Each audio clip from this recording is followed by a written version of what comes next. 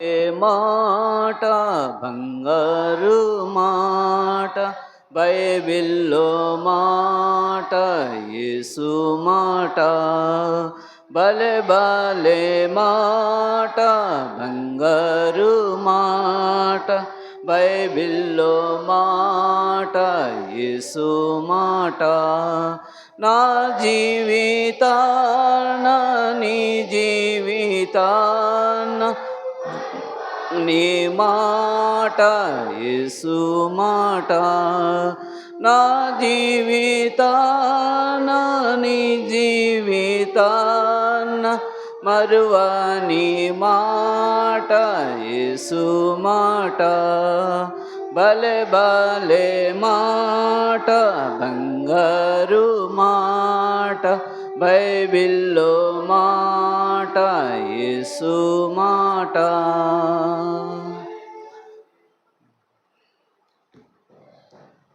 ఉదయకాలము ప్రభువైన యేసుక్రీస్తు నామములో వచ్చిన ప్రజలందరికీ శుభములు తెలియజేస్తూ ఉంటున్నాం.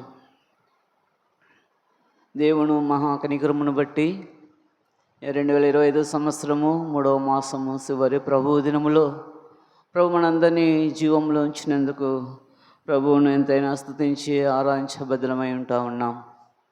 కనుక సమయంలో మన ప్రభువారిని ఆత్మతోనూ సత్యంతోనూ ఆరాధించుకుమునుపు పరిశుద్ధ గ్రంథంలో భాగాన్ని చదువుకుందాము రండి. కీర్తనల గ్రంథము 118వ అధ్యాయము. కీర్తనల గ్రంథము 118వ అధ్యాయము 28-29 వచనాలను అందరము కలిసి చదువుకుందాం.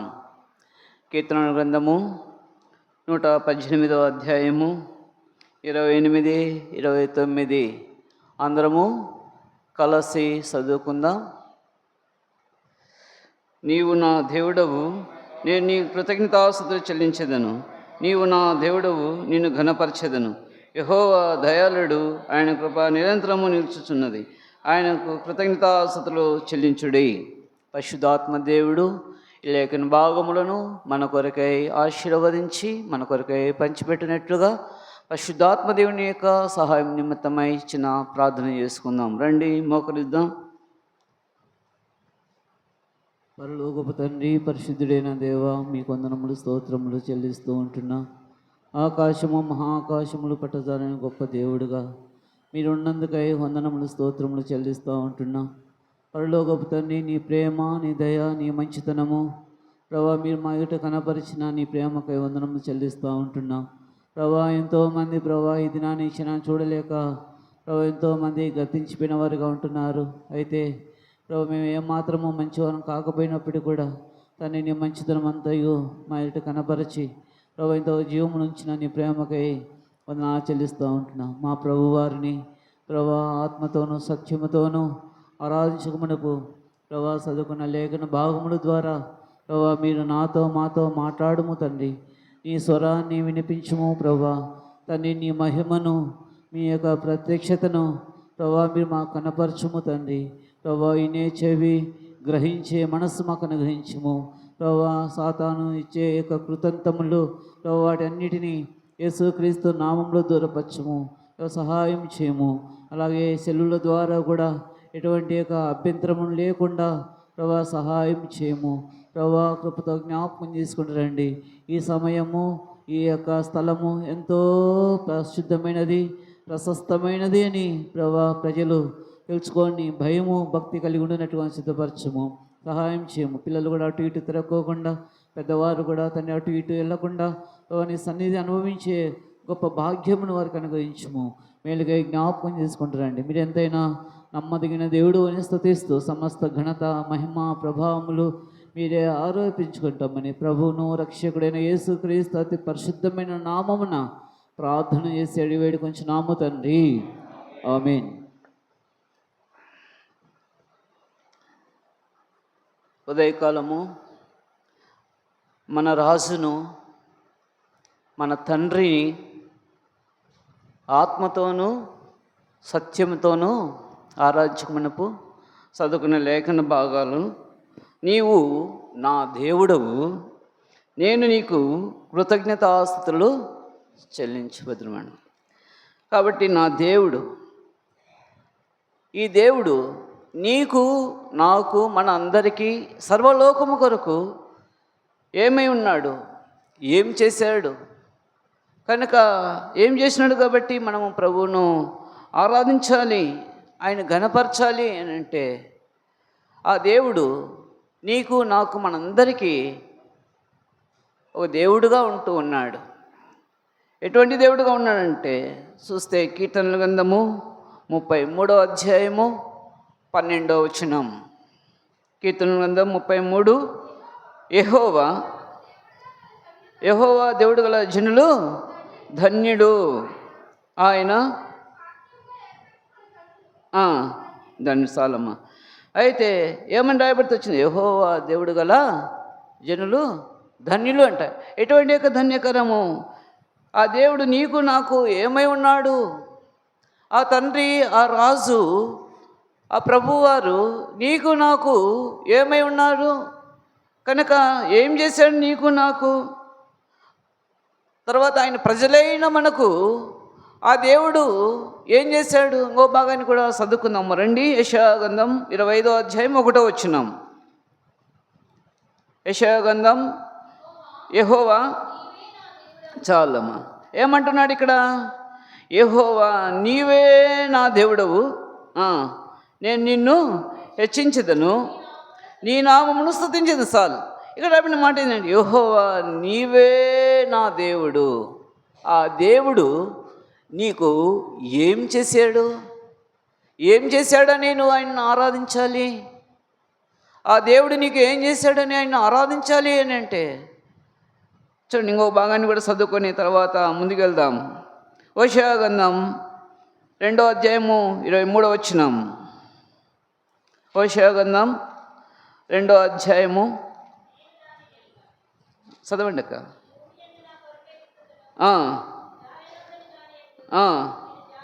జాలి చేసుకుందును, నా జనము కాని వారితో మీరే నా జనమని నేను చెప్పగా వారు నీవే మా దేవుడు అని అందరూ. ఇదే యెహోవా వాక్కు. 3 చోట్ల చూసుకుంటూ వచ్చినాం. ఏమని ఉంది 3 చోట్ల చెప్పండి? నీవే నా దేవుడు, యెహోవా నీవే నా దేవుడు. ఈ దేవుడు నీకు ఏం చేశాడు, ఏమిచ్చాడు? ఏం చేశాడు, ఏమిచ్చాడు? దాన్ని బట్టి మనమందరము అంటే ఒక్కొక్క వ్యక్తిగతమైన యొక్క ఆరాధన కనుక ఒక్కొక్కరి పక్షంగా దేవుడు చేస్తూ వచ్చిన ఆ యొక్క కార్యాన్ని తలపోసుకుంటూ ప్రభువు వారిని ఆరాధించబద్ధులమై ఉంటూ ఉన్నాం. కనుక ఇక్కడ కీర్తనల గ్రంథం 118వ అధ్యాయం 28వ వచనం. నీవు నా దేవుడు, నేను నీ కృతజ్ఞతాస్తుతి చెల్లించెదను, నీవు నా దేవుడు, నిన్ను ఘనపరచెదనంట. కాబట్టి ఆయన ప్రజలైన మనకు దేవుడు నీకు నాకు ఏం చేశాడు అని అంటే ఒక భాగాన్ని చదువుకుందాం రండి. ఇప్పుడు మొట్టమొదటి తలంపుగా ఆ దేవుడు నీకు నాకు ఏం చేశాడు, దాన్ని బట్టి మనం ఏమని ఆరాధించాలి అని అంటే కీర్తనల గ్రంథము 25వ అధ్యాయము 5వ వచనం. నన్ను నీ సత్యం అనుసరింపజేసి నాకు ఉపదేశము చేయుము, నీవే నా రక్షణకర్తమైన దేవుడువు, దినమెల్లా నీ కొరకు నేను కనిపెట్టుకొని ఉన్నాను అంట. కాబట్టి ఇక్కడ రాయబడిన మాట ఏంటంటే నీవే నా రక్షణకర్తవైన దేవుడు. ఎవరు నీకు రక్షణకర్త అయిన దేవుడు చెప్పండి ఇప్పుడు? ఆయనే. ఎవరు ఆయన అని అంటే ఆ రాజు, ఆ ప్రభు ఎవరు అని అంటే భూమి ఆకాశమును కలగజేస్తూ వచ్చిన సర్వాధికారి అయిన దేవుడు, సర్వ సృష్టికర్త అయిన దేవుడు. ఆ దేవుడు నీకేమై ఉన్నాడంట? నీవే నా రక్షణకర్తమైన దేవుడువు. అందుకే ఈ భక్తుడు దావీదు యొక్క జీవితంలో తన యొక్క వ్యక్తిగతమైన అనుభవపూర్వకమైన యొక్క ఆరాధనతో ఏమంటానంటే నీవే నా దేవుడు అని అంటూ వచ్చిన వాడిగా ఉంటున్నాడు.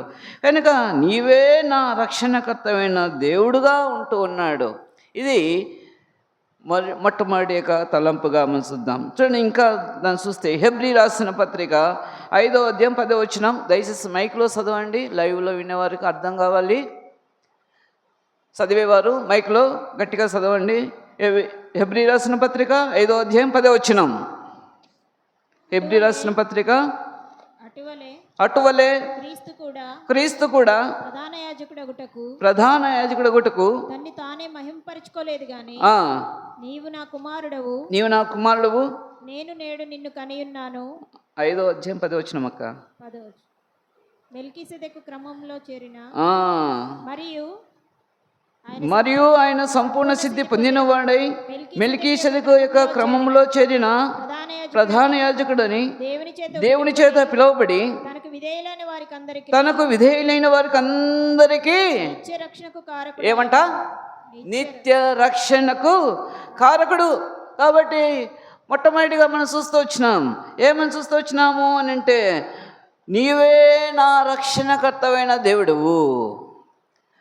అదే తలంపులు ఇప్పుడు చూస్తే ఏమని ఉందంటే తనకు విధేయులైన వారికి అందరికీ ఏమనంట నిత్య రక్షణకు కారకుడుగా అయితే వచ్చినాడు ఈ దేవుడు, ఈ రాజు, ఈ ప్రభు. దాన్ని బట్టి ఏం చేయాలా? మనం ప్రభువును ఆరాధించబద్ధులమై ఉండాలా. ప్రభా, మన పాట పాడుకుంటూ వచ్చినాం కదా, వర్ణింపలేను వివరింపలేను యేసయ్యా, తోడు లేక నీడ లేక తిరుగుచున్నాను నాయడలా. తన యొక్క ప్రేమ ఎంత ఎల్లడిపరుస్తూ వచ్చిన వాడిగా ఉంటున్నాడో చూడండి. కనుక ఈ యొక్క ఉదయకాలంలో యెహోవా నీవే నా రక్షణకర్త అయిన దేవుడు అంటూ తనకు విధేయులు అయిన వారికి అందరికీ కూడా నిత్య రక్షణకు కారకుడైతే వచ్చిన వాడిగా ఉంటూ ఉన్నాడు. కనుక చూడండి, దెస్సలోనికీయులకు రాసిన పత్రిక 2వ దెస్సలోనికీయులకు రాసిన పత్రిక 2వ అధ్యాయము 13వ వచనం.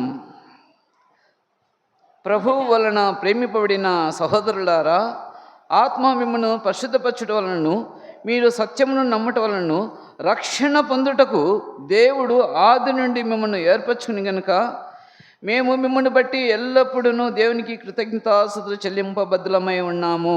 కాబట్టి చూడండి, దేనికి అని అంట ఆ యొక్క నిత్య రక్షణకు కారకుడుగా అయిన దేవుడు ఏమని రాస్తూ వచ్చినాడంట, రక్షణ పొందుటకు దేవుడు ఆది నుండి మిమ్మల్ని ఏర్పరచుకునేను. ఆది నుండి, ఆదిలో అంటే ఏంటి అంటే తల్లి గర్భంలో పిండముగా రూపింపబడకమునిపే ఒకటి. రెండోది, జగత్తుకు పునాది వేయబడకమునిపే క్రీస్తు ప్రేమ చేత ఏర్పరచుకుంటూ వచ్చిన గొప్ప దేవుడు.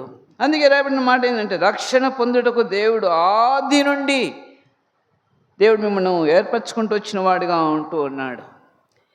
కనుక ఇది మొట్టమొదటి యొక్క తలంపుగా చూసుకుందాం. రెండవదిగా చూస్తే కీర్తనల గ్రంథము 22వ అధ్యాయము. కీర్తనల గ్రంథము 22వ అధ్యాయము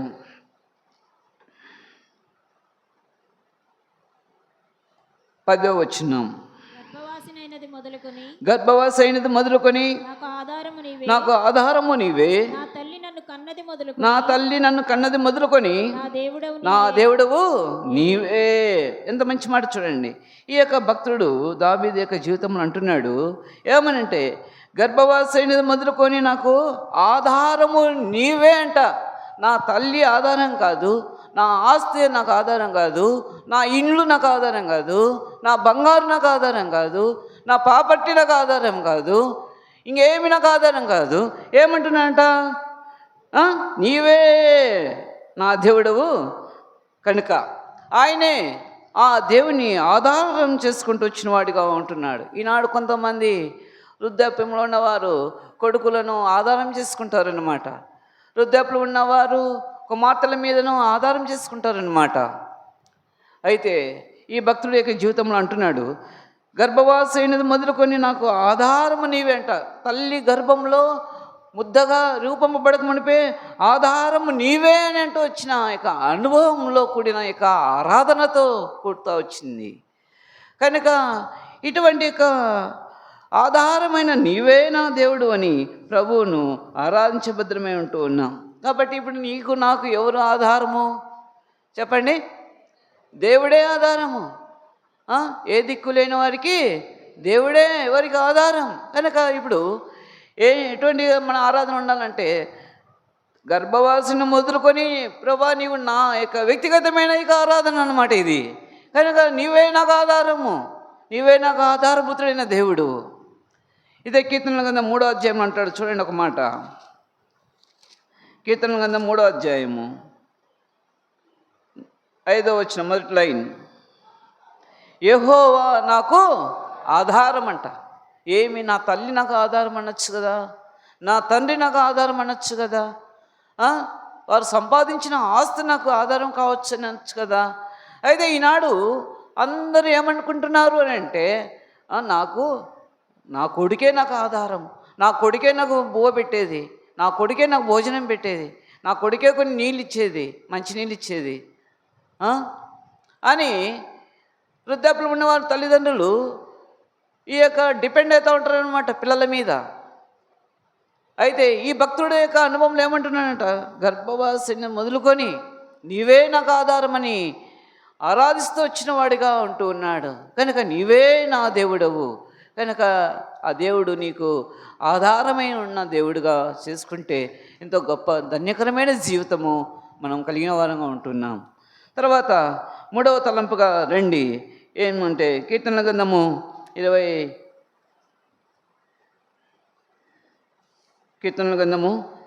140వ అధ్యాయము 140వ అధ్యాయము 6వ వచనం, అయినను నేను యెహోవాతో ఇలాగ మనవి చేయుచున్నాను, యెహోవా నీవే నా దేవుడవు, నీవే నా దేవుడవు, నా విజ్ఞాపనలకు చెవియొగ్గుము. కాబట్టి ఇప్పుడు నీవే నా రక్షణకర్త అయిన దేవుడువు, నీవే నిత్య రక్షణ కారకుడైన దేవుడు, జగత్తు పునాది అంటే ఆది నుండి మనం ఏర్పరచుకొని ఉన్న దేవుడు. ఇప్పుడు చూస్తే యెహోవా నీవే నాకు ఆధారం అంటూ వచ్చిన వాడిగా ఉంటున్నాడు. ఇప్పుడేమంటున్నాడు 3వ తలంపుగా చూస్తే, చదువుకున్న బంగోసారి చదవండి అక్క.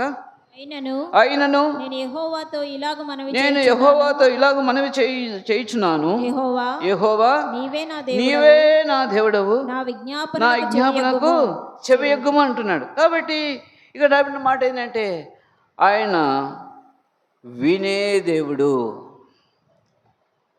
మనం చేసే యొక్క ప్రార్థనలు అన్నిటినీ ఆయన వినే దేవుడు. హాగర్ అంటది, హాగర్ను చూసిన కన్నులు, హాగర్ను చూసిన దేవుడు.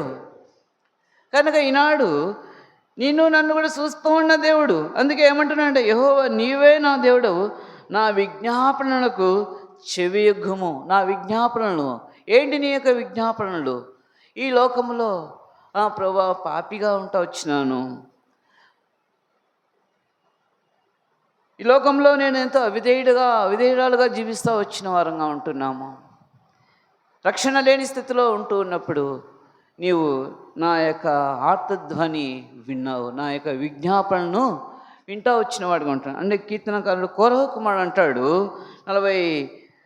42వ అధ్యాయము 8వ వచనం కింది లైన్ ఏమంటున్నా అంటే చూడండి, నా జీవదాత అదే చదవండి, నా జీవదాత అయిన దేవుని కూర్చున్న ప్రార్థన నాకు తోడుగా ఉంటుంది. ఏమని రాయబడితే వచ్చింది? కోరహు యొక్క కుమారుల యొక్క జీవితంలో వారి యొక్క అనుభవపూర్వకమైనతో కూడినది. ఏమంటున్నాడంటే నా జీవదాత అయిన దేవుని కూర్చున్న ప్రార్థన నాకు తోడు. ఎవరు తోడుగా ఉంటారు చెప్పండి? నా జీవదాత అయిన దేవుడు తోడుగా ఉంటాడు. ఎప్పటి వరకు చెప్పండి? ముదిమి వచ్చినంత వరకు ఎత్తుకున్నవాడని నేనే, వారు సంక పెట్టుకున్నవాడని నేనే అంటున్నాడు.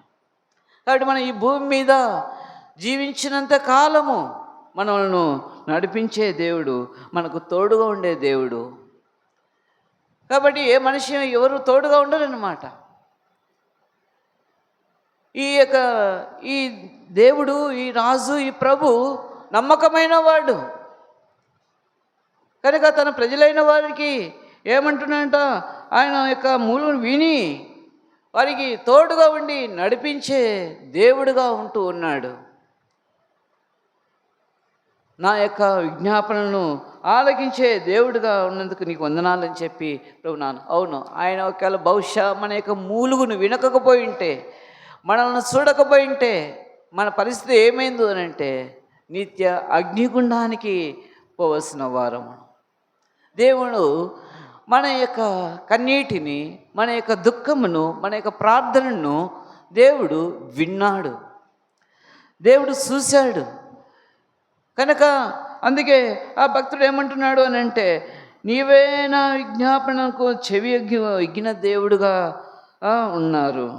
కనుక నిజముగా ఆ దేవుడు ఏం చేస్తున్నాడు అని అంటే, మన యొక్క పరిస్థితిని బట్టి ఆయన విని మనల్ని ఆదరిస్తూ, మనం ధైర్యపరుస్తూ, మనం ఓదారుస్తూ, మనం నడిపిస్తూ ఉంటా ఉన్న దేవుడు. ఈ యొక్క ప్రార్థన తోడు లేకపోయింటే ఎటువంటి పరిస్థితి? ఎన్నో విధాలుగా లోకంలో జరిగిపోతూ ఉంటున్నాయి పరిస్థితులు. కనుక దేవుడు మనకు తోడుగా ఉన్నాడు. కనుకనే దేవుడు ఆయా ప్రాంతం నుంచి అన్నిటిని కూడా దేవుడు ఇక్కడ ఏం చేశాడు అంటే హెర్మోనుకు క్షేమంగా తీసుకొని వచ్చిన వాడిగా ఉంటున్నాడు.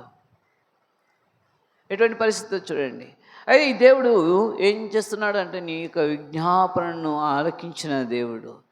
ఏ స్థితిలో నుండి నువ్వు మొరపెడుతూ వచ్చిన వాడుగా ఉంటున్నావో, ఏ స్థితిలో నుండి ఆయనకు విజ్ఞాపన చేస్తూ వచ్చినావో, ఆ స్థితిలో నుండి దేవుడు నిన్ను, నీ మొరను, నీ యొక్క ప్రార్థనను చూసిన వాడుగా ఉంటున్నాడు. చూడండి, నిర్గమాకాండము 2వ అధ్యాయము, నిర్గమాకాండము 2వ అధ్యాయము 23వ వచనం నుంచి, అలాగున అనేక దినములు జరిగిన మీదట ఐగుప్తు రాజు చనిపోయెను. ఇశ్రాయేలీయులు తాము చేయుచున్న వెట్టి పనులను బట్టి నిట్టూర్పులు విడుచుచు మొరపెట్టుచుండగా తమ వెట్టి పనులను బట్టి వారు పెట్టిన మొర్ర దేవుని యొద్దకు చేరెను. కాగా దేవుడు వారి మూలుగును విని అబ్రహాము ఇస్సాకు యాకోబులతో తాను చేసిన నిబంధనను జ్ఞాపకం చేసుకొనెను. దేవుడు ఇశ్రాయేలీయులను చూచెను.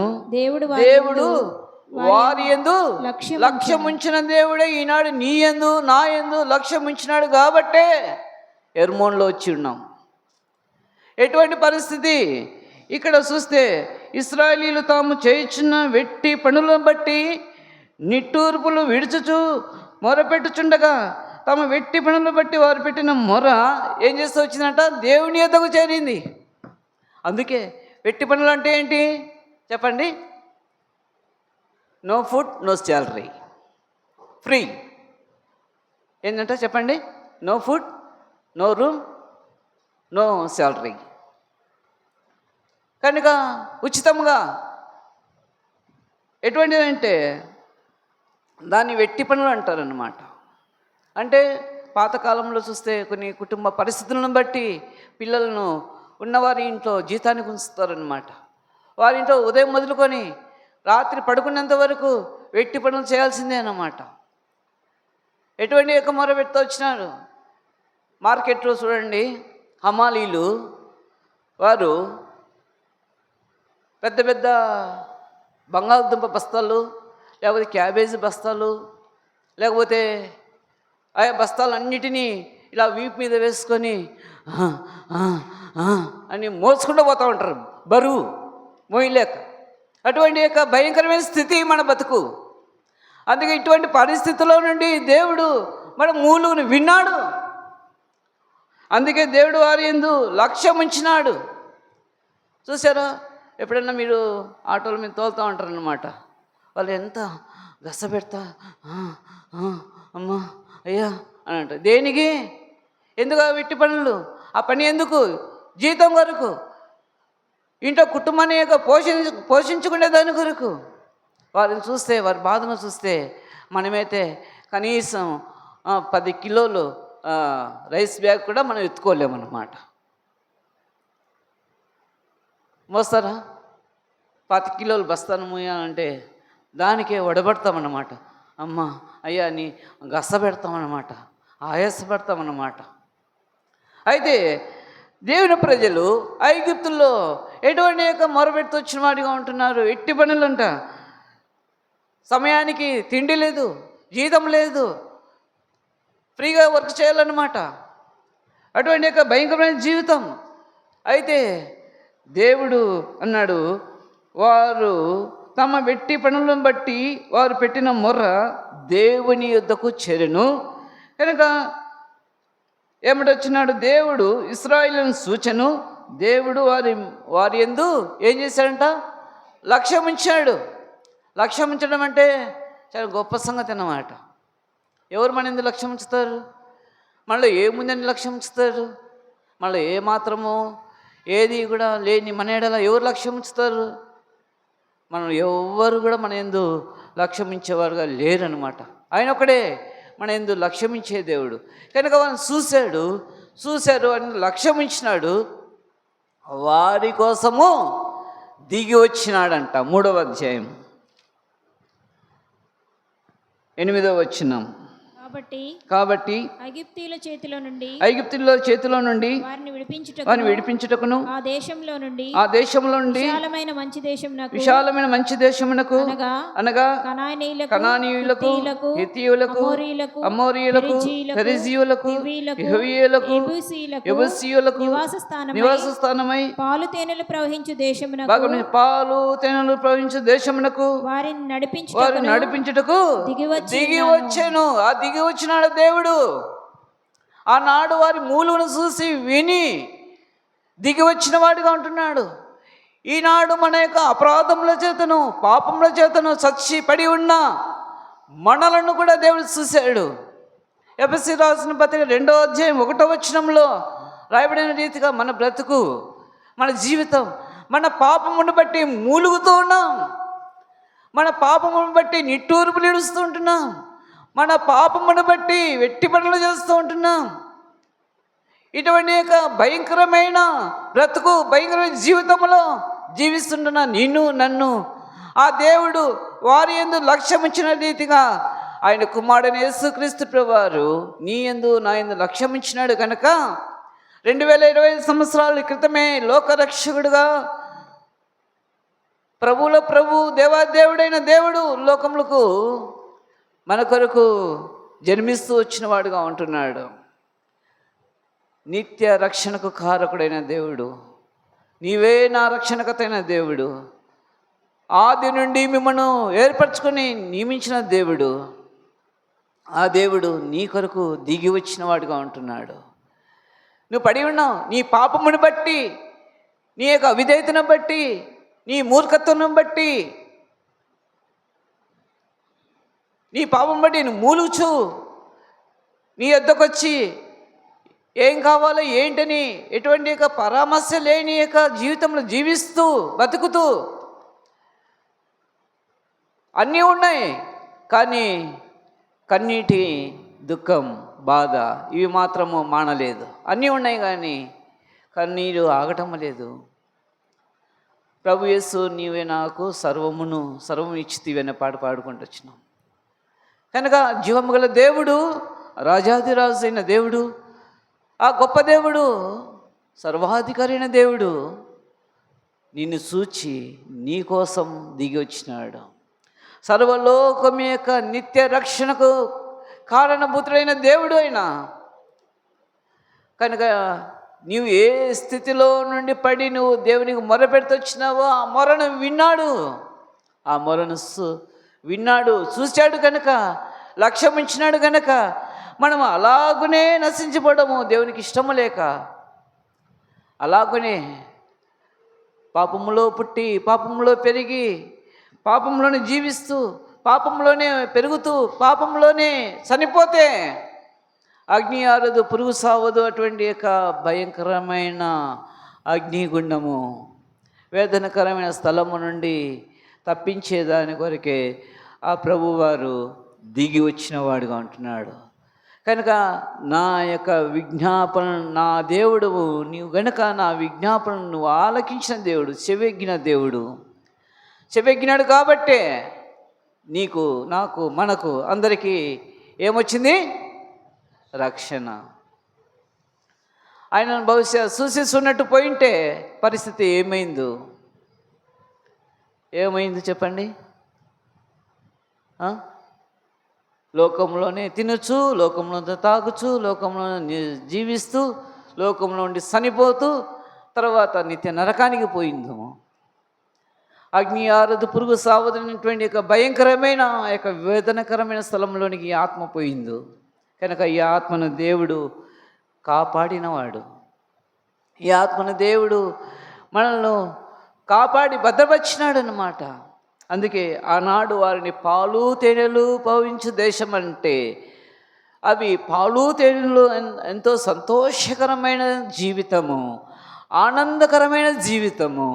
అందుకే నీ తూర్పులో నుండి ఆనందంలోనికి, వెట్టి పనుల నుండి సంతోషకరమైన స్థలంలోనికి దేవుడు వారిని నడిపించేదాని కొరకు దిగి వచ్చిన వాడుగా ఉంటూ ఉన్నాడు. కనుక ఇప్పుడు ఆయన కుమారుడైన యేసుక్రీస్తు ప్రభువారు నీ కొరకు నా కొరకు దిగి వచ్చినాడు. లోకరక్షకుడుగా ఆయన దిగి వచ్చిన వాడుగా ఉంటున్నాడు. ఆయన లోకరక్షకుడుగా మన కొరకు వచ్చి నీ కొరకు నా కొరకు ప్రాణం పెట్టినాడు. ఎంతవరకు ప్రాణం పెట్టాడంటే సిలువలో చివరి క్షణం వరకు కూడా సిలువలో ఉండి మన కొరకు ప్రాణం పెడుతూ వచ్చిన గొప్ప రాజు మన దేవుడు. అటువంటి గొప్ప దేవుడు ఏం చేస్తూ వచ్చినాడు అంటే నీ కొరకు నా కొరకు ప్రాణం పెట్టిన దేవుడు. విన్నాడు. ఆనాడు హాగరు కుమారుడు ఇస్మాయిల్ యొక్క మొరను, ఆ చిన్నవాని మొర నేను ఏం చేస్తూ వచ్చినంట వినినవాడు. విని ఆ యొక్క అరణ్యంలో నీటి బుగ్గను వారి కొరకు పుట్టించిన దేవుడు. అదే నేటికి మక్కాలో ఉంటూ ఉన్నది. సినాయి పర్వతము అరణ్యంలో మక్కాలో ఆ నీటి బుగ్గ నేటికి ఉంటూ ఉన్నది. ముస్లిమ్స్ అందరూ కూడా అక్కడికి వెళ్తారు, మక్కాకి వెళ్తారనమాట. ఆ పవిత్రమైన జలమును తాగేదానికి, ఆ జలం తెచ్చుకోవడానికి అక్కడికి వెళ్తారనమాట. దేవుడు ఆనాడు వారిని మొర విన్న దేవుడు విని ఏం చేశాడంటే నీటి బుగ్గను పుట్టిస్తూ వచ్చిన దేవుడు. మన పాపములో ములుగుచూ ఉన్నాం, పాపములో నిట్టూర్పులు ఇడుస్తున్నా నన్ను దేవుడు చూచినవాడుగా ఉంటూ ఉన్నాడు. దాన్ని బట్టి ప్రభువా నిన్ను ఆరాధిస్తుంటున్నాను అని ప్రభువును ఆరాధించబద్ధమై ఉంటున్నాం. ఇది 3వ తలంపుగా చూసుకుందాం. చూడండి, ఇంకో మాట చూసుకుందాము. కీర్తనల గ్రంథము 63వ అధ్యాయము, చివరిగా కీర్తనల గ్రంథము 63వ అధ్యాయము 1, 2. దేవా నా దేవుడవు నీవే, వేకువనే నిన్ను వెతుకుదునంట. ఎంత మంచి మాట. ఏమంటున్నాడు? నిజంగా దేవా నా దేవుడు నీవే అంట. ఏకువనే నిన్ను వెతికదను, నీ బలమును నీ ప్రభావమును చూడవలనని పరిశుద్ధాలయమందు నేను ఎంతో ఆశతో నీ తట్టు కనిపెట్టి ఉన్నాను. నీళ్లు లేక ఎండి ఉన్న దేశమందు నా ప్రాణం నీ కొరకు తృష్ణగొనుచున్నది. నీ మీది ఆశ చేత నిన్ను చూడవలనని నా శరీరము కుసించుచున్నది అంట. ఎటువంటి యొక్క అనుభవం చూడండి. వారిని తీసుకొని పక్కకు పెట్టండి. ఏమంటున్నాడంట? దేవా నా దేవుడవు నీవే, ఏకువని. ఎందుకు రావాలి పొద్దున్నే చెప్పండి? ఆయన యొక్క వెతికేదానికి ఆయన సన్నిధికి రావాల. ఏకువనే ఆయన యొక్క మహిమను చూడాల, ఆయన యొక్క ప్రత్యక్షతను చూడాల. కనుక ఎందుకు మన దేవుని మందిరం రావాలి అని అంటే ఆయన యొక్క మహిమ, ఆయన యొక్క ప్రత్యక్షతను మనం చూడాలి. అందుకే ఈ భక్తుడు దావీదు యూదా అరణ్యంలో ఉండగా రచించిన ఈ యొక్క కీర్తనల్లో ఏమంటున్నాడు? దేవా నా దేవుడవు నీవే, ఏకువనే నిన్ను వెతుకుదును, నీ బలమును నీ ప్రభావమును చూడవలననేటువంటి యొక్క తపన, ఆశ కలిగిన వాడుగా ఉంటూ ఉన్నాడు. కనుక మనం కూడా ఏం చేయాలంట? ఆయన తట్టు మనం కనిపెట్టుకొని ఉండాలన్నమాట. ఆయన తట్టు మనము కనిపెట్టుకొని ఉండాలా. దేవా నా దేవుడు నీవే, నీ తట్టు నేను కనిపెట్టుకొని ఉండా. ఎందుకు? యజమానుడు దాసుడు యజమాను చేతి వైపు చూసినట్టు, దాసురాలు తన యజమానురాలు చేతి తెట్టు చూసినట్టుగా మనం ఏం చేయాలి అంటే, మన యజమానుడైన పరమదేవుడు, రాజులకు రాజు, ప్రభువు ప్రభు ఆ దేవుని యొక్క చేతిలో నుండి ఏమైనా మనతో మాట్లాడతాడో, మనతో ఏదైనా ఇస్తాడో అనేటువంటి ఆశ కలిగి, గురి కలిగి మనం ఏం చేయాలంటే ఆయన తట్టు కనిపెట్టుకో ఉండాలన్నమాట. అనేకసార్లు మనం కనిపెట్టుకోం. మనం ఏం చేస్తామంటే వచ్చినాం వెళ్ళిపోయినాం, వచ్చినాం వెళ్ళిపోయినాం. ఆయన ఏదైనా నాతో మాట్లాడుతున్నాడా, నాకు ఏదైనా నాకు ఇస్తున్నాడా అనేటువంటి యొక్క భావన కలిగి మనం ఉండాలన్నమాట. అలాంటప్పుడు ఈ భక్తుడు ఎందుకు ఆయన తట్టు కనిపెట్టుకో ఉన్నాడు?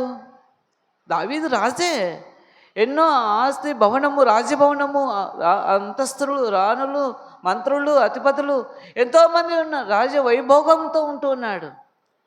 అయితే ఏమంటున్నాడంట, నా దేవుడు నీవే నా దేవుడు కనుక నేను నీ తట్టు కనిపెట్టుకుని ఉన్నాను.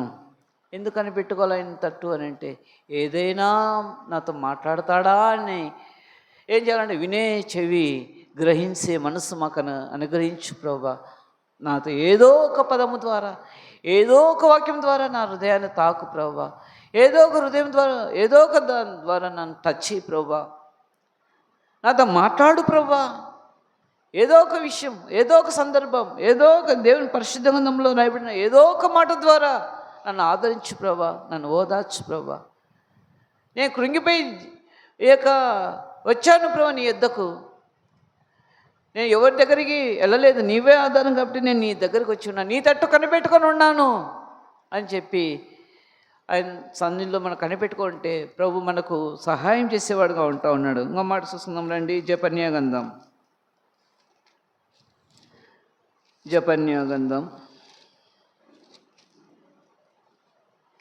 3వ అధ్యాయము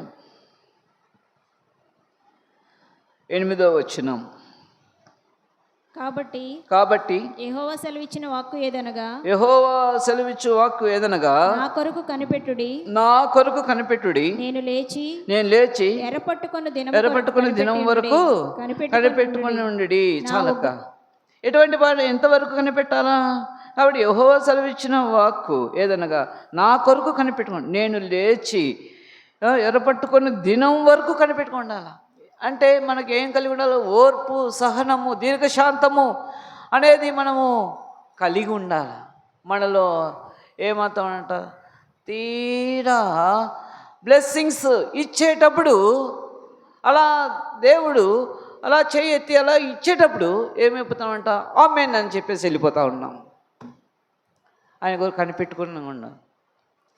కాబట్టి మనం ఏం చేయాలంటే కనిపెట్టుకోవాలా. ప్రార్థన చేసినా, ఆరాధన చేసినా, స్తుతి చెల్లించినా, ఏం చేసినా ఏం చేయాలంట, ఒక నిమిషం అలాగే ఉన్నప్పుడు, మైండ్ ప్రశాంతంగా ఉన్నప్పుడు పరిశుద్ధాత్మ దేవుడు మనతో మాట్లాడతాడు. అప్పుడు నీ అక్కర ఏదో అప్పుడు ఏం చేస్తాడంటే మనకు ఇయ్యాలని ఆశపడతా ఉంటున్నాడు. అయ్యో ఇప్పుడు ఏమంటున్నాడట, అడుక్కునే వాళ్ళు కూడా బిచ్చ వేసేటప్పుడు ఓపిక ఉండదన్నమాట. అమ్మా అని అంటారు. ఒక 5 నిమిషాలు లేట్ అయింది అనుకో, ఇంకా ఈ అమ్మ రాలేదు అని చెప్పి పక్కింటికి వెళ్ళిపోతాడు అనమాట.